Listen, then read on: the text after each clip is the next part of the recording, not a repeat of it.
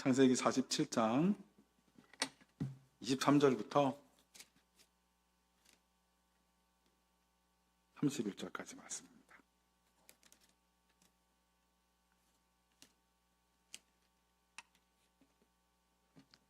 네, 교독으로 읽겠습니다. 요셉이 백성에게 이르되 오늘 내가 바로를 위하여 너희 몸과 너희 토지를 샀노라. 여기 종자가 있으니 너희는 그 땅에 뿌리라. 추수의 5분의 1을 바로에게 상납하고 5분의 4는 너희가 가져서 토지의 종자로도 삼고 너희의 양식으로도 삼고 너희 가족과 어린아이의 양식으로도 삼으라. 그들이 이르되 주께서 우리를 살리셨사오니 우리가 주께 은혜를 입고 바로의 종이 되겠나이다. 요셉이 애굽 토지법을 세우매 그 5분의 1이 바로에게 상납되나 제사장의 토지는 바로의 소유가 되지 아니하여 오늘날까지 이르느라. 이스라엘 족속이 애굽 고센 땅에 거주하며 거기서 생업을 얻어 생육하고 번성하였더라. 야곱이 애굽 땅에 17년을 거주하였으니 그의 나이가 147세라. 이스라엘이 죽을 날이 가까우매 그의 아들 요셉을 불러 그에게 이르되 이제 내가 내게 은혜를 입었거든 청하노니 내 손을 내 허벅지 아래에 넣고 인애와 성실함으로 내게 행하여 애굽의 나를 장사하지 아니하도록 하라. 내가 조상들과 함께 눕거든 너는 나를 애굽에서 메어다가 조사등의 묘지에 장사하라. 요셉이 이르되 내가 아버지의 말씀대로 행하리이다. 함께 읽겠습니다. 야곱이 또 이르되 내게 맹세하라 하매 그가 맹세하니 이스라엘이 침상 머리에서 침상머리에서 하나님과 경배하니라. 아멘. 아멘. 우리 오늘 길을 만드는 사람이라는 제목으로 말씀을 나누겠습니다. 여러분은 모두 한 사람 한 사람이 여러분 서 있는 자리에서 길을 만드는 사람으로 살아가기를 축복합니다. 아멘. 여러분 에이스 지수라는 것 들어보셨습니까? 1990년대 미국 질병통제예방센터가 발표한 이 에이스 연구는 유년 시절의 상처가 어떻게 성인이 되어서도 그 삶을 파괴하게 되는지를 잔인할 정도로 증명한 연구입니다. 아동기에 겪는 학대, 방임, 가정 내 역기능 등의 10가지 부정적 경험을 점수화하는데요. 연구에 따르면 이 점수가 4점 이상인 사람은 0점인 사람에 비해 알코올 중독에 빠질 확률이 700%, 자살을 시도할 확률이 1200%나 높았습니다. 상처는 기억 속에만 머무른 것이 아니라 세포 하나하나에 각인이 되어서 한 인간의 미래를 송두리째 갉아먹는 생물학적인 흉터인 것입니다. 그러면 우리가 요셉을 읽었는데요. 요셉이 유년 시절에 경험한 상처를 이 에이스 지수로 측정해 본다면 어떨까요? 요셉은 형제들로부터 너만 없으면 좋겠어. 처음부터 그냥 팔아버리지 않았을 것 아니에요. 늘 평소에 요셉을 따돌리고 상처 주고 너 사라지면 좋겠어. 언어폭력을 가했겠죠. 그리고 결국에는 형제들에 의해서 구덩이로 내쳐졌습니다. 실제로 육체적인 학대를 당한 거예요. 버림을 받았어요. 제압당했죠. 폭력을 당했어요. 그리고 부모의 극심한 편애 그리고 첩들 사이의 갈등으로 인한 기형적인 이 역기능 가정에서 자라났습니다. 가장 의지하던 아버지로부터 강제로 분리를 경험한 거죠. 그리고 낯선 땅에 인신매매로, 그것도 형제들의 손에 팔려서 유기와 상실을 경험한 거죠.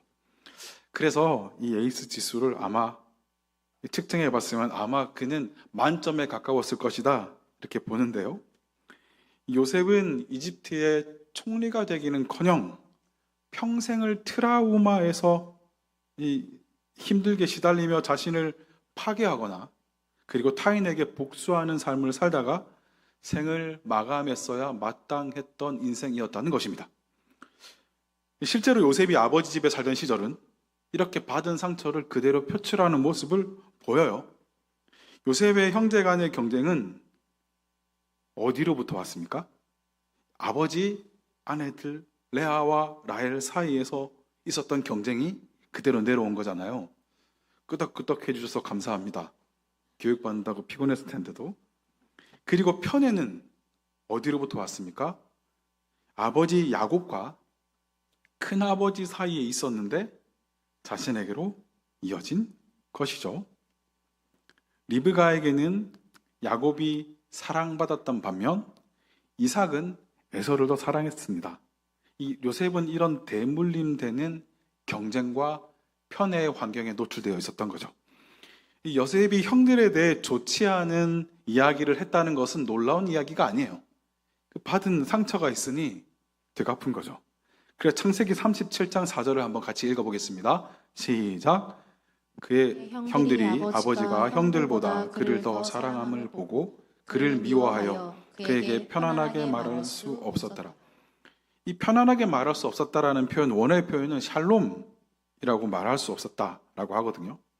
문자 그대로 서로 안녕, 안녕 이 정도도 편안하게 말할 수 없던 사이였습니다. 형제들끼리. 결국 형제들은 도단에서 요셉이 그들에게 가까이 오는 것을 보고 죽이기를 꾀하였대요.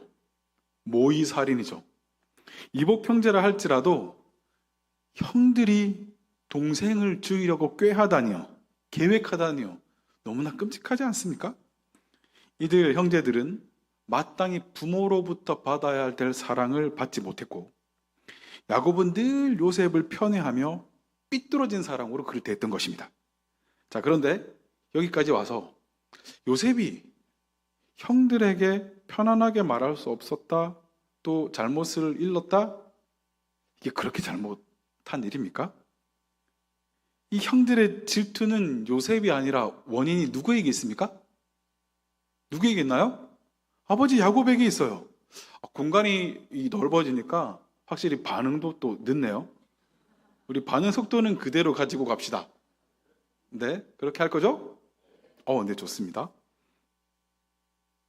다시, 이 요셉의 이 질투는, 요셉의 이런 상처는 누구 때문에 온 것이죠? 맞습니다, 야곱.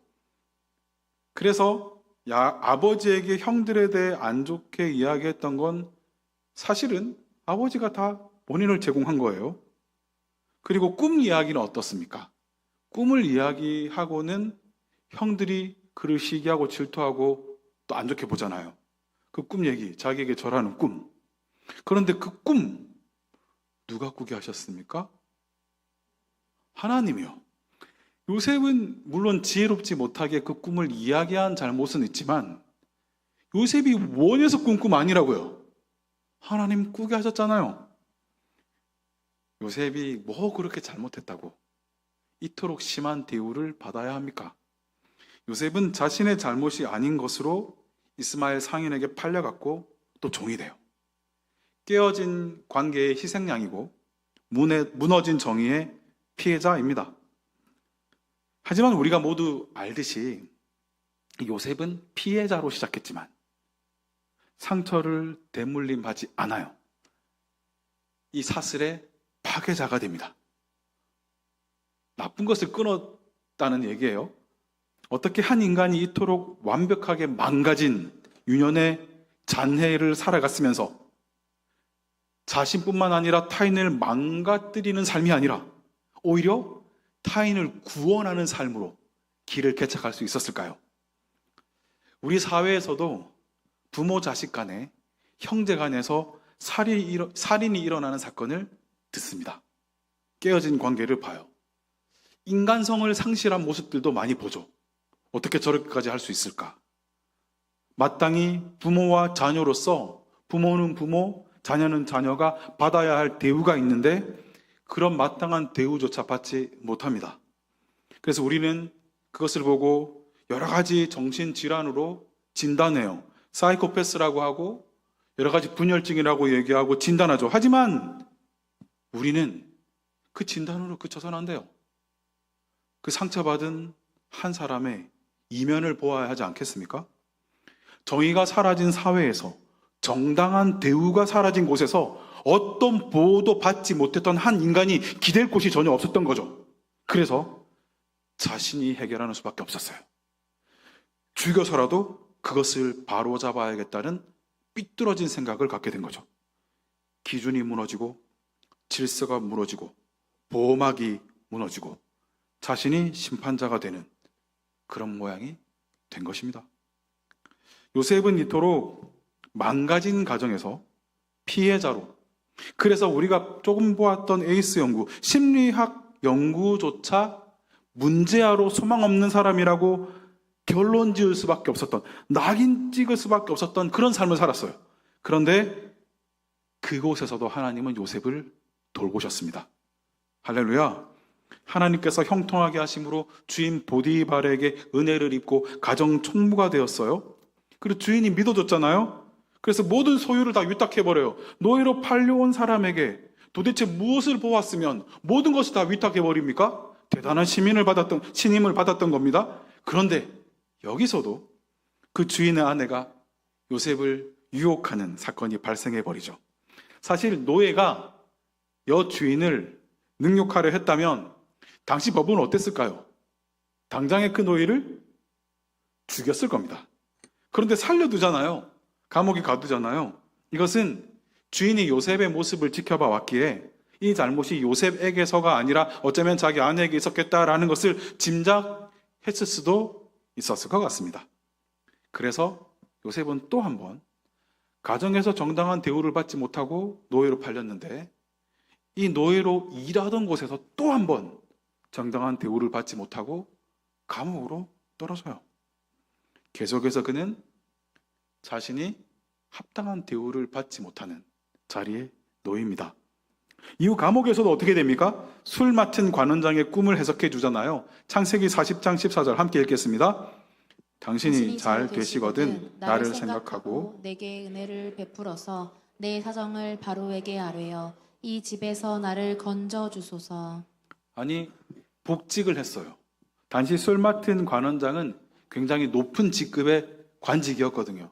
꿈을 해석해주고 복직까지 했는데 그 억울한 사정 하나 얘기해 주는 거, 그거 해줄 만하지 않습니까? 또 그는 정당한 대우를 받지 못해요. 하나님은 완전히 거절당하고 버림받고 잊혀진 자리에 요셉을 던지십니다. 한 사람의 인생에 어찌 이렇게 반복적으로 추락과 부당함과 억울함이 반복해서 나타날 수가 있단 말입니까? 그런데 성경은 요셉이 바닥까지 떨어지고 버림받고 잊혀지는 과정에 대해 상세히 묘사를 해주고 있음에도 불구하고 요셉이 노예로 팔릴 때에도 보디발의 집에서 억울하게 감옥으로 떨어질 때에도 억울함을 호소하거나 누군가에게 도움을 구했다거나 하는 내용이 전혀 발견되지 않아요. 왜 그럴까요? 이사야 53장 7절을 한번 큰 소리로 읽어보겠습니다. 시작. 그가 곤욕을 당하여 괴로울 때에도 그의 입을 열지 아니하였으며 마치 도수장으로 끌려가는 어린 양과 털 깎는 자 앞에서 잠잠한 양같이 그의 입을 열지 아니하였도다. 예수 그리스도입니다. 하나님은 요셉을 통해 보이고 싶은 것이죠. 도수장으로 끌려가는 잠잠한 양같이 입을 열지 않는 모습을요. 버림받고 거절당한 요셉을 통해 이 요셉 한 사람 때문에 당시 야곱의 가족은 기근 가운데서도 가장 풍요로운 땅에 조건 없이 용납되고 받아들여졌어요. 또 거절받고 버림당한 예수 그리스도를 통해 온 인류는 가장 풍요로운 낙원에 조건 없이 용납되고 받아들여졌습니다. 요셉의 삶은 한 분 그리스도를 향하고 있습니다. 창세기 50장 20절을 볼까요? 읽겠습니다. 시작. 창세기 50장 20절입니다. 당신들은 나를 해하려 하였으나 하나님은 그것을 선으로 바꾸사 오늘과 같이 많은 백성의 생명을 구원하게 하시려 하셨나니. 요 그대로 띄워주시고요. 이것을 몇 단어만 바꿔서 읽어볼 텐데요. 같이 올려주세요. 네. 지금 방금 읽은 게 20절이고요. 조금만 바꿔서 우리가 읽어봅시다. 유대인부터 시작. 유대인의 지도자들과 군중들은 나를 해하려 하였으나 하나님은 그것을 선으로 바꾸사 오늘과 같이 많은 백성의 생명을 구원하게 하시려 하셨나니. 아멘. 예수님이 당시에 이런 고백을 그 삶을 바탕으로 만들어 본 거예요. 그런데 요셉의 고백과 똑같죠. 그가 했던 고백은 그리스도가 하실 일을 보이기 위한 하나님의 크신 계획 안에 있음을 더욱 선명히 나타내어 줍니다. 요셉의 삶은 무너지고 깨어진 가정, 정의가 무너진 사회, 부당한 대우를 받으며 잊혀져 가고 있는 이 땅의 모든 부조리를 대변하고 있습니다. 철저히 버려지고 잊혀진 인생인 요셉. 그러나 하나님은 그를 불러내시고 바로 앞에 세우십니다. 그리고 어떻게 총리가 되었는지 우리 모두 잘 알고 있어요. 하나님은 아브라함을 부르시고 큰 민족을 이루겠다는 약속을 주셨으면서도 그 약속을 이룰 아들은 허락하지 않으세요.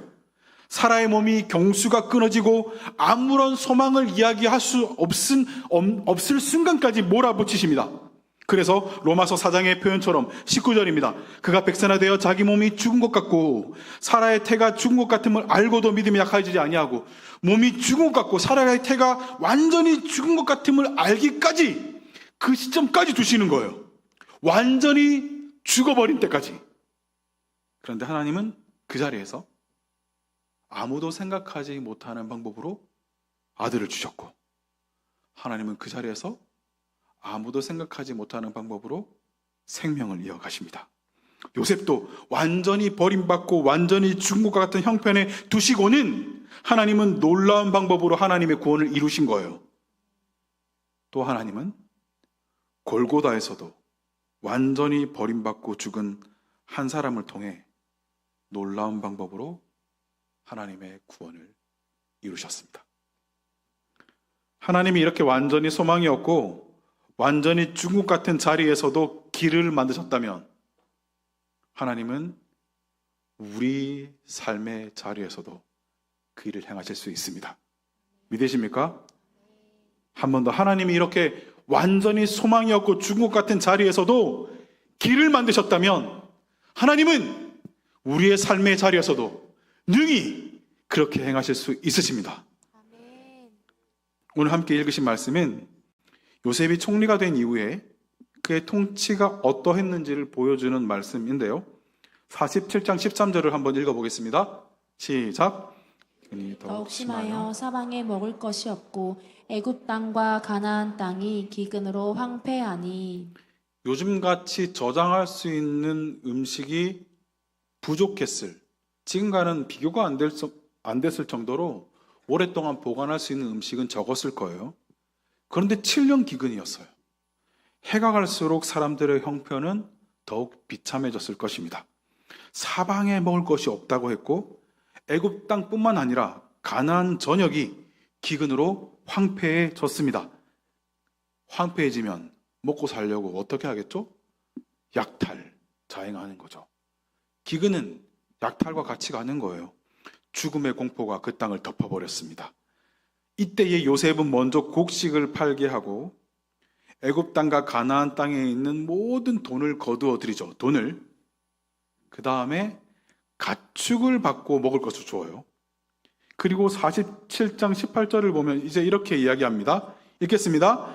그 해가 다 가고 새 해가 되매 무리가 요셉에게 와서 그에게 말하되 우리가 주께 숨기지 아니하나이다.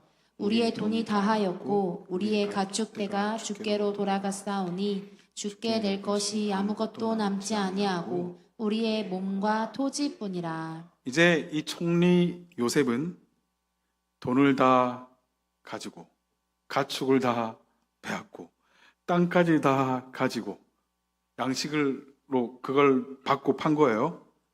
그런 모든 것 가지고 바로에게 돌립니다. 이제 모든 백성들은 소작농이 되었어요.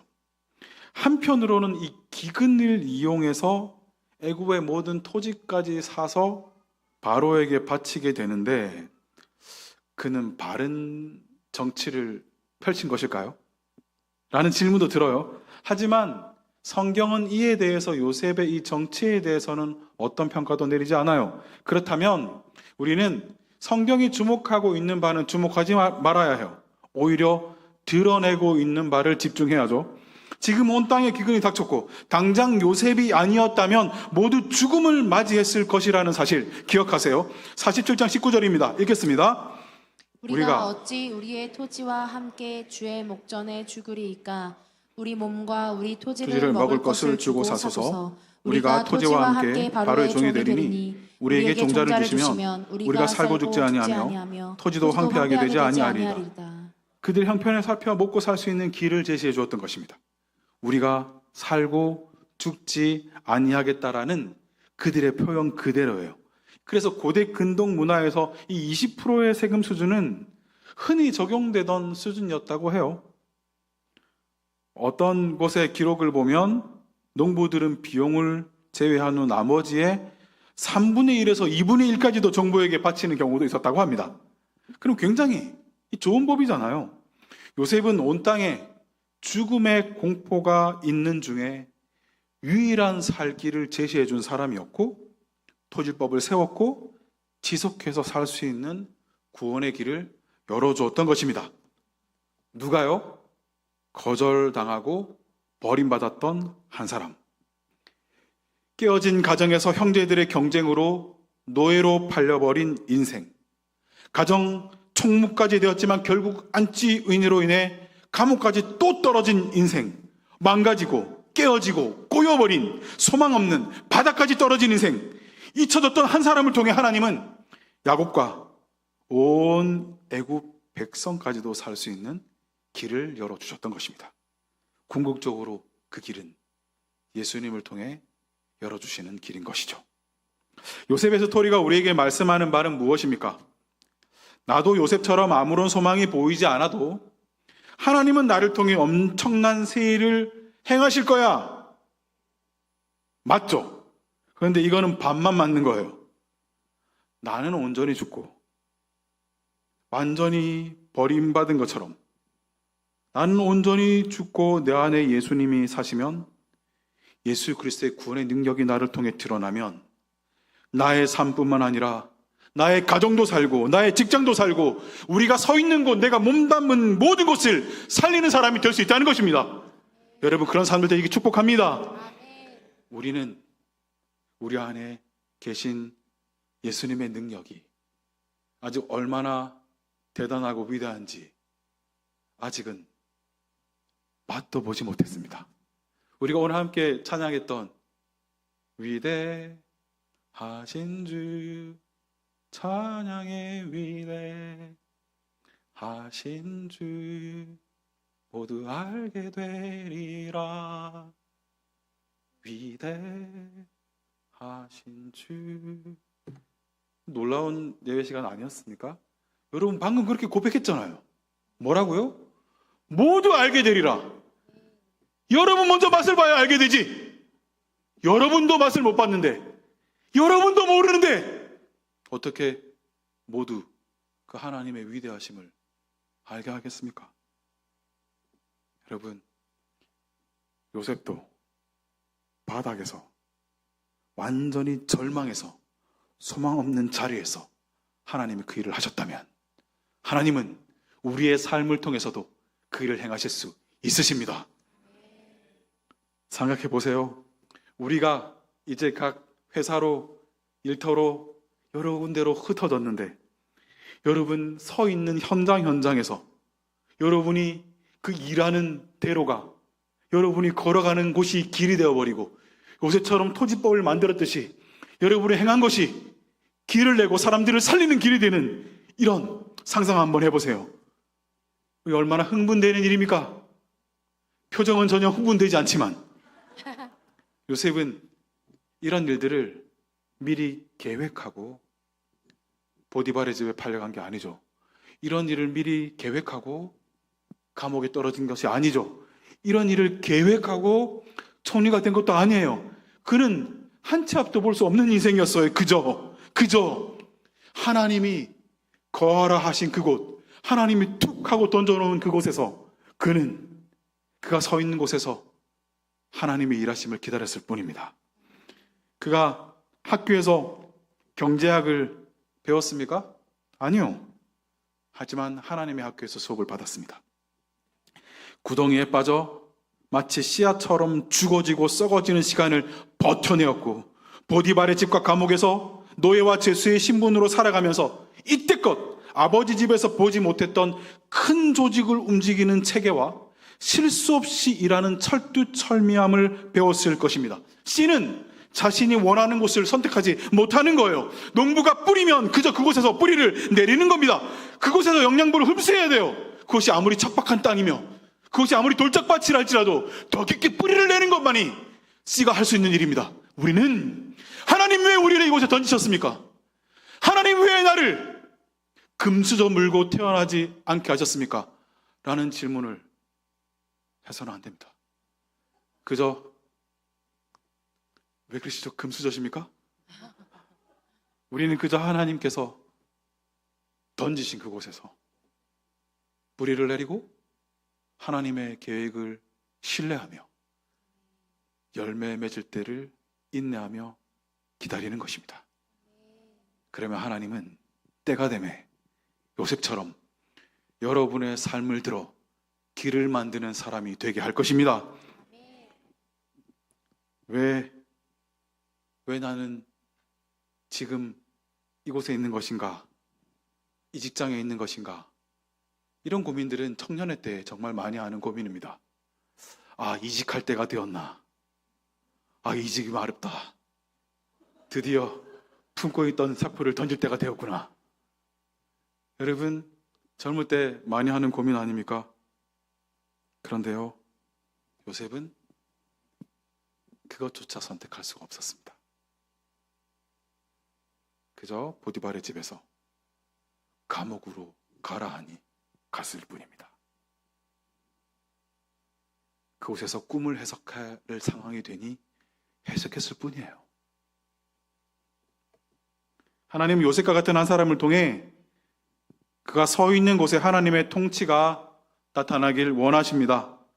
이제 다시 성경의 시선은 야곱으로 향하는데요, 아직 해볼 게 남았습니다. 야곱은 죽을 날이 가까워옴을 알고 요셉을 불러요. 그리고 자기가 죽으면 시신을 이곳 애굽이 아닌 가나안 조상의 묘지에 장사해 달라고 부탁해요. 또 맹세까지 하게 하죠. 헤브론에서 아브라함이 그 땅을 사서 사라를 거기에 묻었고, 그 다음 아브라함도 묻혔고 이삭도 리브가도 그곳에 묻혔어요. 이 사건이 있은 뒤에 자녀들을 위해 마지막 축복 기도를 하고 숨을 거두었으니, 오늘 야곱이 요셉에게 부탁하는 이 장면은 그의 인생 147년 중에 마지막 의지의 표현이었다고 볼 수가 있었을 것입니다. 유언이었죠. 유언은 동서고금을 막론하고 중요하게 여겨집니다. 그런데 야곱은 왜 마지막 남은 힘을 짜내어서 자신의 시신을 메어가는 것을 유언으로 남겼을까요? 왜 그는 자기 몸이 죽어서라도 가나안 땅에 묻히기를 바랐을까요? 이 유언에 요셉이 맹세를 하자 이스라엘은 침상머리에서 하나님께 경배합니다. 가장 믿을 수 있고 가장 능력이 있던 아들이 그에게는 요셉이었잖아요. 그런데 그 아들이 자신의 시신을 선조들과 함께 묻어주겠다는 약속을 하자 허락하신 하나님께 감사드린 것입니다. 그만큼 그에게는 자기 인생 통틀어 모든 인생을 결산하는 이 시점에 가나안 땅에 묻히는 것이 중요했습니다. 왜일까요? 그곳은 하나님께서 언약을 하시고 주신 땅입니다. 창세기 28장에 내가 누워있는 땅을 내가 너와 내 자손에게 주리니 라고 약속하셨습니다. 아직은 다른 민족과 족속이 가나안 땅을 차지하고 살고 있지만 야곱은 베델에 서서 그가 형을 도망하여 쫓겨갈 때에 베델에서 돌베개를 베고 살 때 하나님께서 나타나셔서 약속하신 하나님의 말씀을 늘 기억했습니다. 또한 하나님께서는 내 자손이 땅에 티끌같이 되어 내가 서쪽과 동쪽과 북쪽과 남쪽으로 퍼져갈지며 땅의 모든 족속이 너와 내 자손으로 말미암아 복을 받으리라고 약속하셨습니다. 죽었다고 생각했던 요셉이 살아서 총리가 돼서 다스리고 있었고, 이제 그 요셉으로 인해 자신의 온 가족이 생명을 구할 수 있었습니다. 이것을 보면서 야곱은 하나님은 반드시 때가 되었을 때에 약속을 이루시는 분이시구나를 선명하게 보았던 것입니다. 험악한 인생을 살아왔던 야곱이 하나님께서 반드시 약속을 이루시는 분임을 보면서 이제는 그래, 젊은 날에 나에게 주신 그 약속 반드시 이루어지겠지. 내가 마지막 이제 남은 숨이 한 호흡일지라도 나는 이 호흡을 가지고 하나님의 언약이 이루어지는 곳으로 나의 시신이라도 옮겨가리라. 그런 믿음의 고백을, 약속을 하게 했던 것입니다. 이것이 하나님의 약속을 믿는 사람의 삶입니다. 이것이 길을 만드는 사람의 삶입니다. 이것이 자신은 바닥까지 떨어졌어도 하나님의 약속을 신뢰함으로, 하나님의 약속을 바라봄으로 믿음의 걸음을 예지는 사람의 삶인 것입니다. 사랑하는 청년 여러분, 오늘 하나님은 여러분을 그런 약속의 자리로 부르십니다. 요셉의 삶도 그렇게 될 수 있었다면 여러분의 삶도 그렇게 될 수 있습니다. 중요한 것은 그 위대하신 하나님의 능력을, 그 약속을 믿는 것입니다. 우리가 경험한 하나님은 아직 빙산의 일각밖에 되지 않아요. 위대하신 주 모두 알게 되리라, 위대하신 주 고백했지 않습니까? 하나님 당신의 위대하심을 우리를 통해 이 땅에 믿지 않는 자들에게까지 나타내기 원하십니다. 누구를 통해서요?